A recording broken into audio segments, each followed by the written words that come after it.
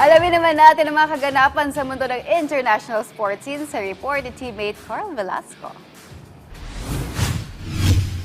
Kasalukuyang nagpapagaling si Cleveland Guardians designated hitter David Fry matapos tamaan ng isang 99 miles per hour na fastball sa laro nito kontra sa Detroit Tigers nitong nakaraang Miyerkules. Isang pitch mula kay Tigers pitcher Tarik Skubal ang aksidente nitong napatama sa mukha ni Fry, dahilan para isugod ito sa ospital sa 6th inning ng nasabing laro. Inanunsyo naman ni Cleveland Guardians manager Stephen Vogt na nakalabas na ng Cleveland Clinic ang 3-year pro at sinabing nagtamo ito ng ilang facial at nasal fractures at inaasahang makakabalik sa lineup matapos ang 6 to 8 weeks na pagpapagaling.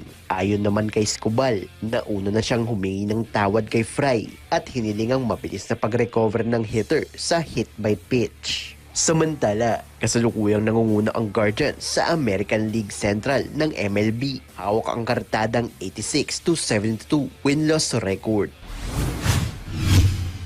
Sa balitang American football, naghiwalay na ng landas ang Oklahoma State Cowboys football at ang head coach nitong si Mike Gundy nitong nakaraang Miyerkules. Yan ang kinumpirma ng Oklahoma State matapos itong si Bucky ng 58-year-old coach. Matapos ang 2 dekada nitong serbisyo sa kupunan, ang nasabing desisyon ay kasunod ng 11 sunod-sunod na talo ng Cowboys kontra sa mga karibal nito sa Football Bowl Subdivision ng NCAA Division 1. Sa kanyang 20 taong pananatili sa OSU, nakapagtala ng 170-90 win-loss record ang Hall of Fame coach at nakuha rin ang winning seasons mula 2006 hanggang 2023. Sa ngayon, hahalili muna sa head coaching duties ang offensive coordinator na si Doug Maycamp sa laro ng Cowboys kontra sa Baylor sa darating na Sabado.